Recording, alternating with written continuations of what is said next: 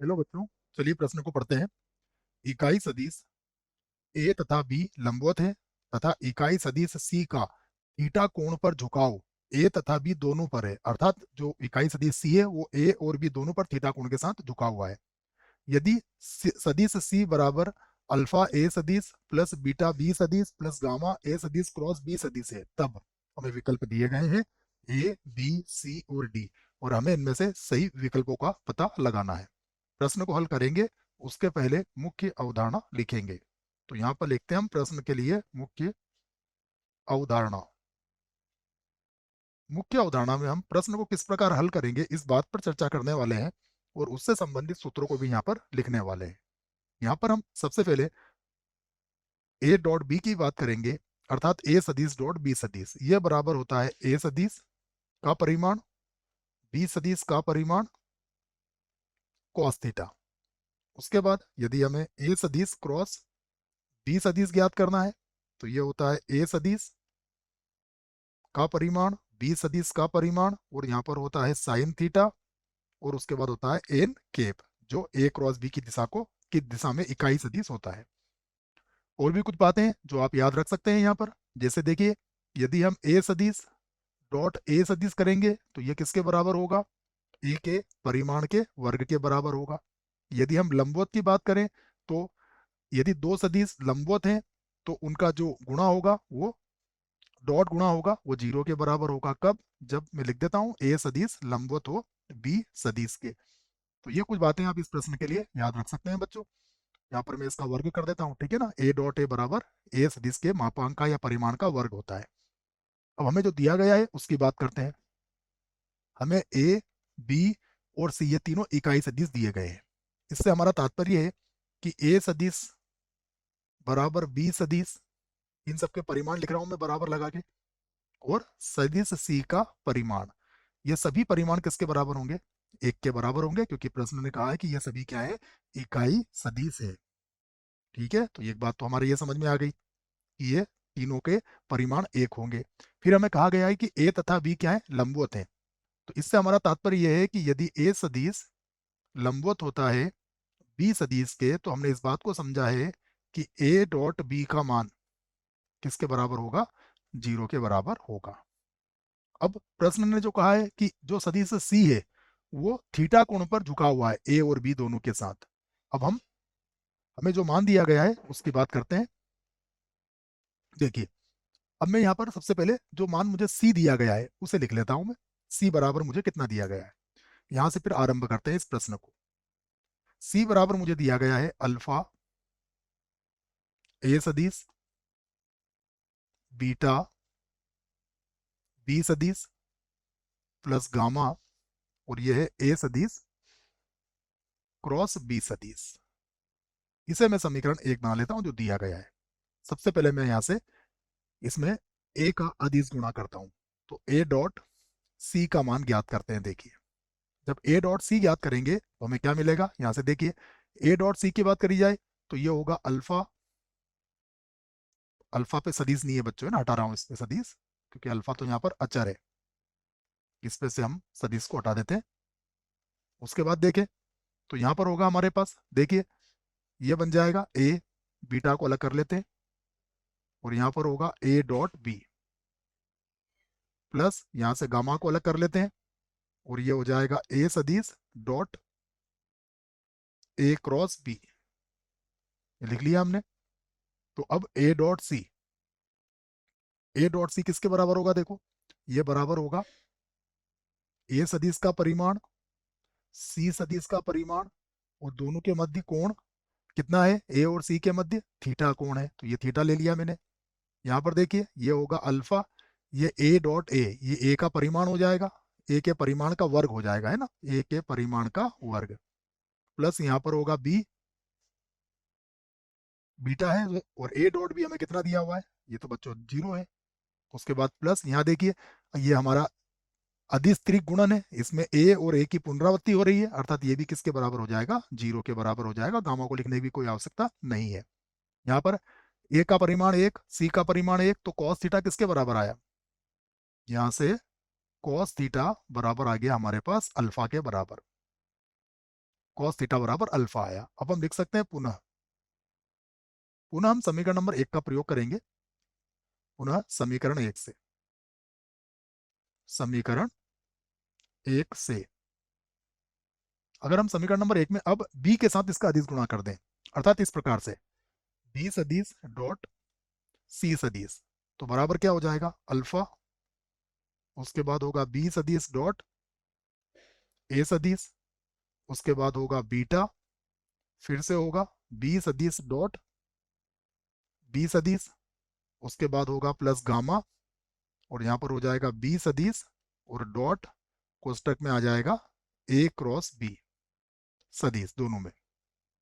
b dot c को हल करें तो ये होगा b का परिमाण, उसके बाद c का परिमाण, और यहाँ पर दोनों के मध्य कोण कितना है, थीटा है, तो कॉस थीटा, ये प्रश्न में कहा गया है। b डॉट ए या a डॉट b ये तो 0 हो गया, प्लस ये होगा बीटा, और ये b के परिमाण का वर्ग हो जाएगा। यहाँ पर भी देखिए b की पुनरावृत्ति हो रही है, अर्थात ये भी 0 हो जाएगा। तो यहाँ से अगर आप ध्यान से देखें तो कॉस थीटा बराबर क्या आ गया, बीटा के। तो अब देखिए कॉस थीटा का मान क्या है, अल्फा भी है, कॉस थीटा का मान क्या है, बीटा भी है। तो आप इस आधार पर क्या कह सकते हो कि अतः अतः अल्फा किसके बराबर हुआ, अल्फा बराबर हो गया बीटा के। इसे बना दिया हमने समीकरण 2। तो अल्फा बराबर बीटा की बात करें तो देखो अल्फा बराबर बीटा, अर्थात ये हुआ कि ये जो पहला विकल्प है इस प्रश्न के लिए ये हमारा सही विकल्प है। अभी दूसरे विकल्प को देखेंगे बच्चों, तो फिर से मैं सी का मान लिखूंगा, देखो यहाँ पर, और सी की सहायता से इसको हल करेंगे। तो फिर से लिखते हैं हम पुनः, यदि मैं सी के परिमाण का वर्ग लूं तो ये किसके बराबर होगा, ये बराबर होगा सी सदिश के, और सी सदिश हमें दिए गए हैं, देखो समीकरण नंबर 1 में यही मान रख देंगे हम। तो यहां से लिख देता हूं मैं सी के परिमाण का वर्ग बराबर ये हो जाएगा अल्फा, और यहां पर आ जाएगा ए सदिश, उसके बाद प्लस बीटा और फिर आ जाएगा बी सदिश, उसके बाद फिर हो जाएगा प्लस का गामा, और यहाँ आ जाएगा ए सदिश क्रॉस हो जाएगा बी सदिश। ठीक है, इसको हमें क्या करना है बच्चों, इसका डॉट लगा के एक बार और गुणा करना है। तो फिर से लिख दूंगा मैं अल्फा ए सदिश प्लस बीटा बी सदिश प्लस गामा, और यहाँ पर होगा ए सदिश क्रॉस बी सदिश। ठीक है, ये लगा दिया मैंने। अब ये तो 1 के बराबर है, क्योंकि सी भी हमें क्या कहा गया है, इकाई सदिश, तो 1 का वर्ग तो 1 ही होगा।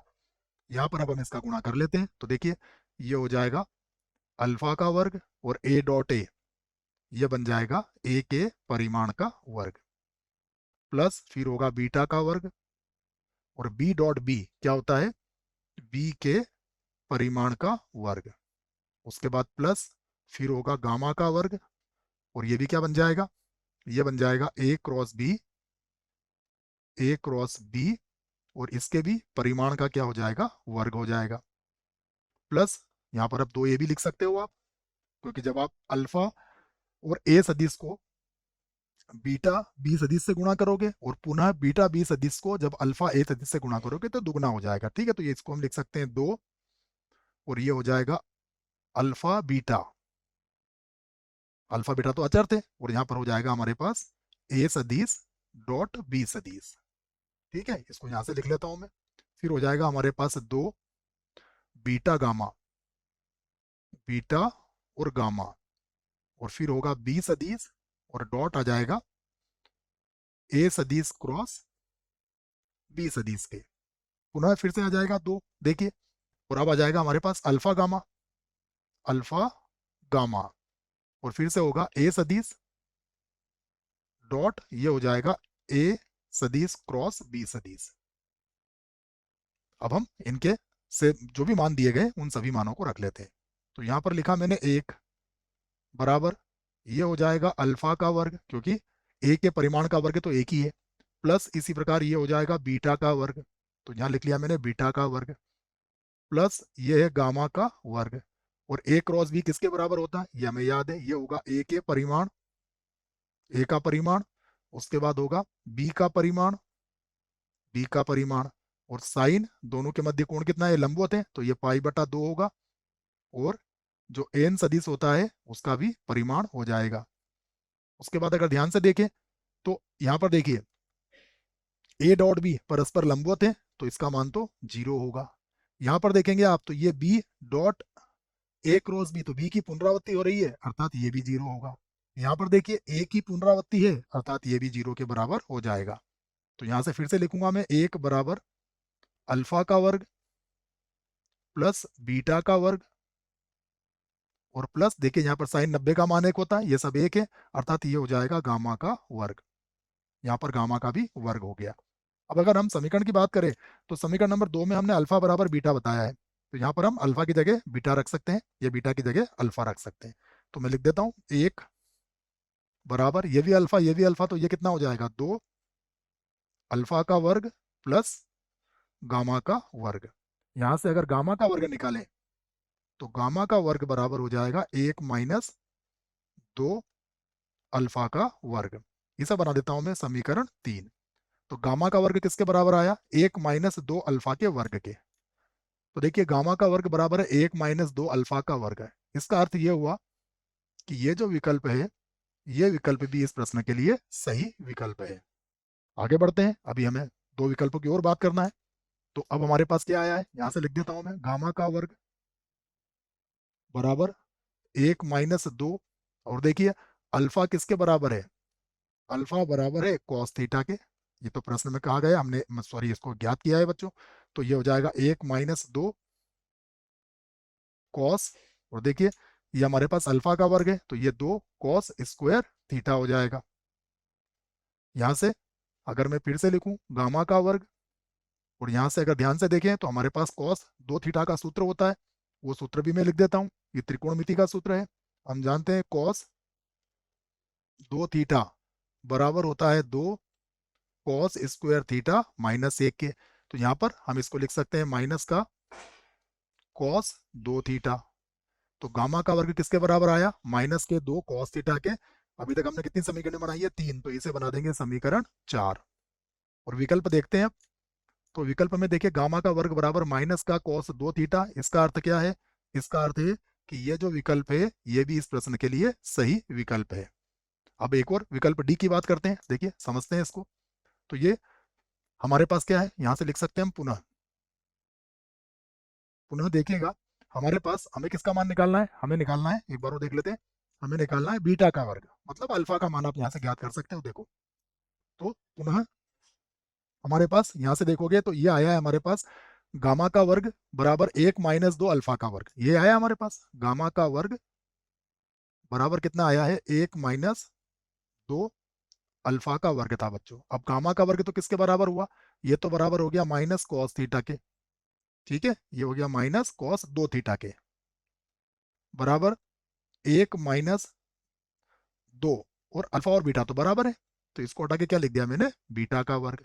यहां से बीटा का मान आप निकाल सकते हो, देखो अगर आप इसको ले जाओगे तो ये हो जाएगा 2 बीटा का वर्ग बराबर हो जाएगा 1 प्लस यहाँ पर आ जाएगा कॉस 2 थीटा। तो बीटा का वर्ग बराबर आ गया 1 प्लस कॉस 2 थीटा, और पूरे के बटे में कितना आ जाएगा, 2। हम इसे समीकरण 5 बना देते हैं। तो बीटा का वर्ग भी हमने ज्ञात कर लिया है, विकल्प की तरफ चलते हैं।